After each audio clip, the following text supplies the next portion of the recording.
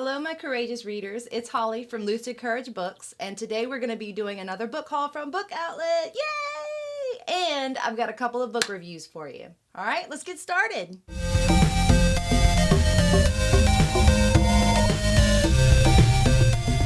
So first I want to tell you about the book haul that I got. They had a Boxing Day sale for BookOutlet, and again, I don't even know how many books I didn't count this time for like $45, and I think I ended up getting like $30 worth of books for free, and they're already so cheap, so I was super excited. But anyway, let's get into the books. Okay, first one is The Book of Blood and Shadow by Robin Wasserman. I hope I'm saying that right. Anyway, so it's a book about this girl wakes up with blood all over her hands and she can't remember the night before. But all she knows is that her best friend is catatonic and her best friend's boy is dead. And her Prince Charming, the guy she's in love with, is missing. And everybody says he's the murderer, so she's super upset. She's recovering from this night and she's trying to figure out what was going on. And the path basically leads her to Prague, of all places, where there's secret societies and conspiracies about this relic that is supposed to give the owner great power. And she figures out that the night that she's trying to remember is a puzzle piece in this huge grand scheme of what's really going on. And she has to figure it out, or she may end up dead as well. So kind of a thriller maybe? I don't know. It's interesting because it doesn't have a cover. It's a hardback. One Girl, One Night, Centuries of Secrets. Blah, blah, blah, blah. Jacket. A book jacket. It does not have a book jacket, so that's kind of weird. Next up, I know you're familiar with this writer, Rosamund Hodge. She's written some very beautiful stories. This is one that I think has actually the lowest rating, but I did enjoy her books before, so I thought I'd try it anyway. It's called Bright Smoke, Cold Fire. Can you see that? Okay. So it's supposed to be a retelling of Romeo and Juliet, but it has zombies and necromancy and magic, so that's kind of exciting. So this isn't really a spoiler because it's in the description of the book, but apparently Juliet dies at the beginning as opposed to at the end, like the play. I'm not big into insta-love, but apparently there is some of that in this. And I've heard this is a very convoluted story and that it can be confusing at times, but you can't always trust the opinions of others. So I figured I'd try it out anyway. And it's a very pretty cover. I am a sucker for a pretty book. All right, next is a mouthful. It's Dusk or Dark or Dawn or Day. And I heard that if you read the book, then the title makes more sense and it's easier to say. But it's by, I don't know that one. Shannon McGuire? Shannon?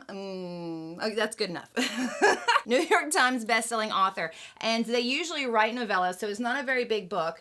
But the premise of the story is that this girl ends up committing suicide, and apparently you get a allotted amount of time, and as it goes, if you go too early, then you have to make up that time like a currency. And her way of making up that time is by volunteering at a suicide hotline, which is a little ironic. Like any type of currency, there's going to be people who manipulate the system, and there are witches who are trapping ghosts in mirrors and using that time currency for some evil plot, and when the girl finds out about it, it's up to her, obviously, to save the world from it. From what I've read, the size of it is actually perfect for the story, so I'm kind of excited to have a short little good story to read instead of these epic, huge, thick volumes. Yeah, I do like it thick. Going on. So next is The Last Days of Magic by Mark Tompkins, and I'm really excited about this one because it's supposed to, he's imagined the answer to the question, what happened to magic when we used to live along goddesses and magical beings and we coexisted with them? If that were true, then what has happened to that time? So basically, he's created this.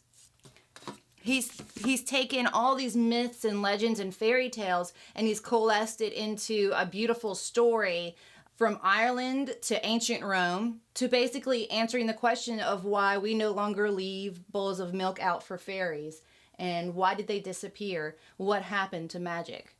So I'm actually really excited because I think it's kind of an original premise as opposed to making up your own world, just finding the question that we all ask already with the legends that we already have, that we grew up, that made us so intrigued into reading these stories to begin with. So when I got this Mortal Danger, I didn't realize it was a series. It was only $1 and it looked really interesting. It doesn't have great reviews. I think it's like about like a 7 out of 10 kind of deal, which is actually not too bad. But anyway, it's about a girl who seeks revenge on her senior year, and over the summertime she somehow hooks up with some type of deity that helps her deal out that revenge. But like all deals with the devil, it ends up turning sour and things get deadly. By the end, she doesn't know who to trust, who or what to trust, or if she can even trust her own mind. So that seems interesting. That which does not kill us makes us stronger. Ooh, the Queen of Blood. This one's cool. So this is a series 2.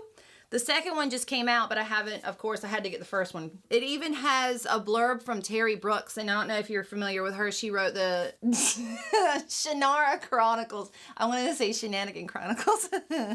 So this is an epic fantasy, and it tells a story about how everything in the world has a spirit. Everything has life to it. The trees, the rocks, the rivers, everything has a spirit. And these spirits are very much against humankind, which I feel like would be almost true today if they did have spirits. What?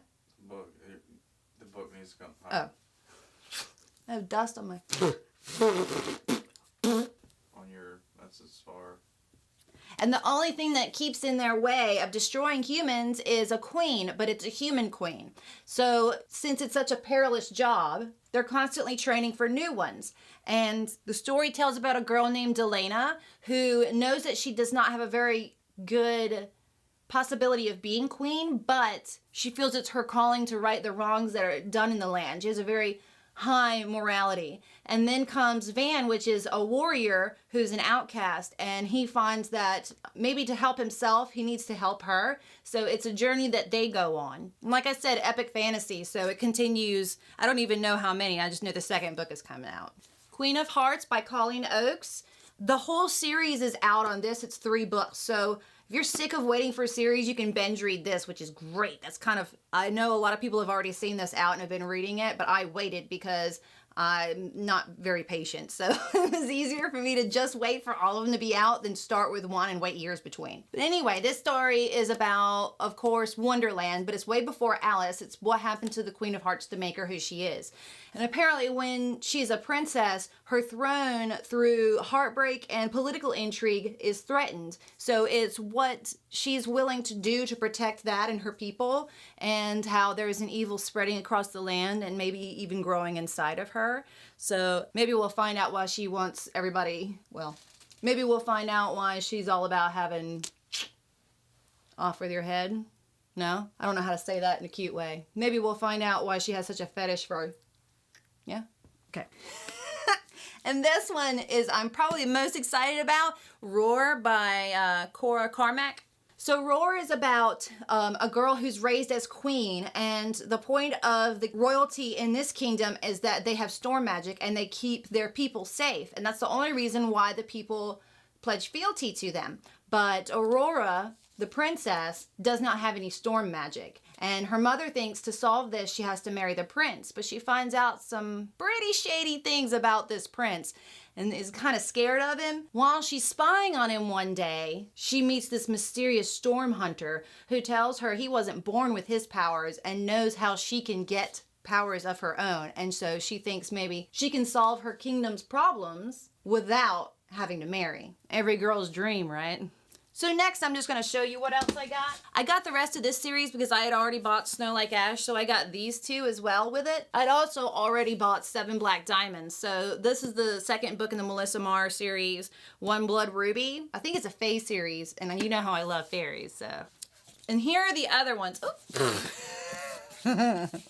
And here are the other ones. I actually bought these for my friend's birthday because she has the first 3 of this series, and this is the next 3, 4, 5, and 6. It's actually a republication of L.J. Smith's Night World series, and if you haven't read any of her stuff, it's pretty good. She's the one that actually originally wrote Vampire Diaries. I highly recommend that. The books are way better than the show, and I know I'm probably going to get some pissed off people at me for saying that because a lot of people love that show, but I read that series when I was like 12 and I loved it. If you're interested in the real deal, LJ Smith is a really good YA writer. She doesn't write anymore, which is why I stopped reading the series, but these are really awesome as a collection. Are they pretty? Anyway, The Girl at Midnight, because I had bought the first book, The Shadow Hour, not realizing it was the second book, so I got this one too. It's about a secret society and a girl who has to find the Firebird to save it. I don't really know, but it looks really pretty. Anyways, I wanted to touch on my first 2018 reads. I read The Enchantment of Ravens, and it was really good. I liked it, but I felt like the main character in it was really naive. I kept forgetting that she was 17. I kept thinking that she was older, but really naive for some reason. I guess because not a lot of 17-year-olds are a master at their craft as a painter.